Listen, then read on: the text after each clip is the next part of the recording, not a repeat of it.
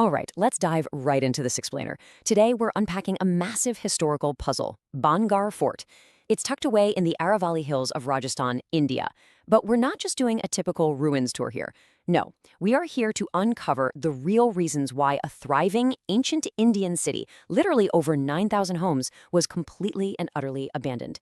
We're going to strip away centuries of rumors to find out what actually empties a bustling metropolis.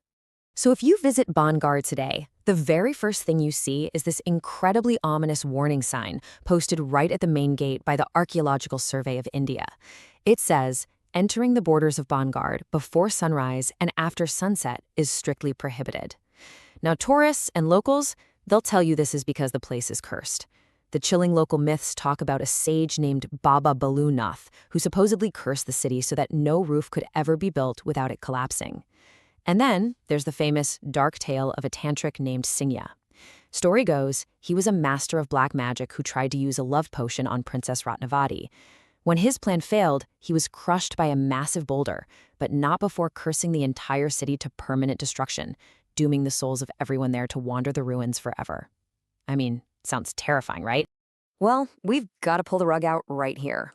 Despite what thousands of internet blogs will loudly claim, there are exactly 0 verified historical records of Princess Ratnavati or this town trick Singya. 0. There are no contemporary documents, no stone inscriptions, literally nothing to prove these legendary characters at the center of all the ghost stories ever actually existed. These are purely local folklore. Stories passed down from generation to generation, getting just a little more dramatic every single time they're told.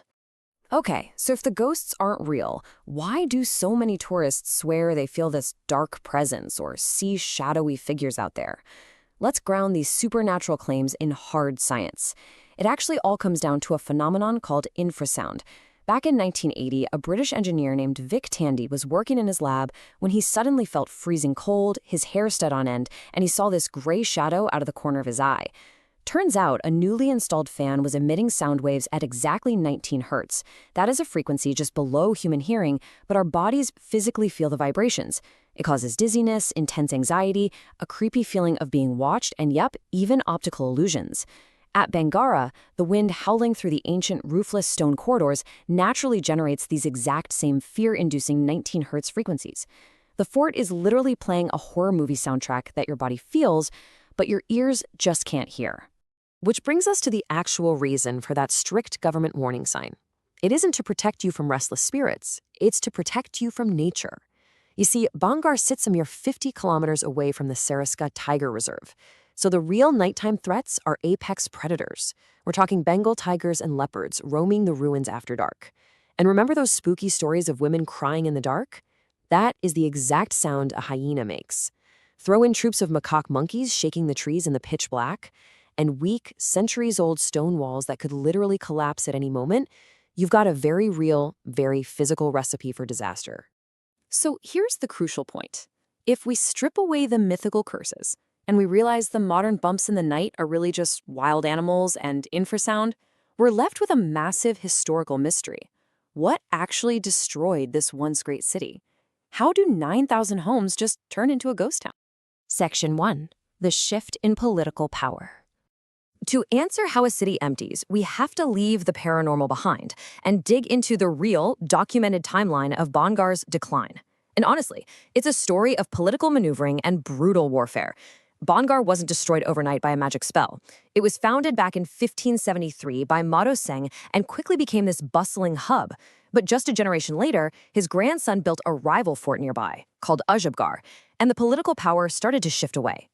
The real nail in the coffin, though, came in 1720, when the city was violently conquered by Sawai Jai Singh of Amir.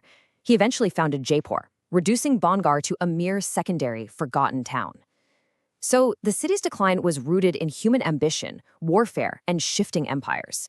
But even war didn't completely empty the city. For that, we have to look at nature. Section 2, the devastating chalice of famine. Now, it's time to introduce the true villain of this explainer. It wasn't a tantric casting a spell. It was a catastrophic, deadly, natural disaster that struck the entire region with absolute brutality. The year 1840 on the Hindu Vikram Samvat calendar corresponds to the Gregorian year 1783. This was the year of the infamous Chalisa famine. Triggered by these extreme, highly unusual El Niño events, a horrific, unyielding drought swept across North India. In a region like Rajasthan that already struggled with water scarcity, the complete failure of the monsoon meant absolute doom. And the scale of this famine was just horrifying. In heavily affected regions of North India, up to 2/3 of the population perished. 66%. Let that sink in. The people of Bangar didn't vanish into thin air because of a curse. Faced with a total lack of food and water, the residents had a grim choice: flee their homes to find sustenance or starve to death. Those 9,000 homes were emptied by agonizing starvation and mass migration. When we put these two narratives side by side, the contrast is staggering. On one hand, the myth tells us a tantric's black magic and an angry curse left the city in permanent ruins overnight. But the reality? Prolonged warfare, a shift in political power to newer cities, and a catastrophic, deadly drought were the true destroyers. Mankind and nature took down Bangar, not magic. Section 3. Why we prefer ghost stories. Which brings us to a really fascinating psychological question. Why do we prefer the ghost stories? Why does society cling so tightly to these fake myths when the actual, documented historical facts of war and famine are sitting right there? Well, the answer lies in how human beings are wired. First off, our brains deeply prefer narratives with a clear villain. We love a good Scooby-Doo monster, right? A bad guy who did a bad thing for a specific reason. It gives us a sense of order. Second, a deadly famine or shifting political border is just pure uncontrollable terror. Natural disasters feel completely random and make us feel utterly powerless. It's honestly psychologically easier to process a magical curse than the random starvation of thousands of people. And third, let's be real about the modern world here. The most haunted place in India tag brings in millions of tourists. Social media algorithms and local tourism economies heavily incentivize keeping that ghost myth alive, because frankly, a haunted fort goes viral way faster than an agricultural history lesson. I want to bring up a profound quote from the brilliant scientist Marie Curie that perfectly summarizes what we're talking about today. Nothing in life is to be feared. It is only to be understood. Now is the time to understand more so that we may fear less. When we apply history and science to Bangar, when we understand infrasound, wildlife habitats, political conquests, and the Chalisa famine, the ghosts just evaporate. Science and history are the ultimate cures for the fear of the unknown. But that leaves us with one final, deeply unsettling thought. We invented the curses of Bangar to make sense of the ruins. But knowing that the city was actually emptied by the slow, agonizing grip of mass starvation and the brutal reality of human warfare, are real historical tragedies far more terrifying than the ghost stories we invent to cover them up? Think about that the next time you hear a local legend about a haunted house. Thanks for joining me for this explainer today. Keep asking questions, and I'll catch you next time.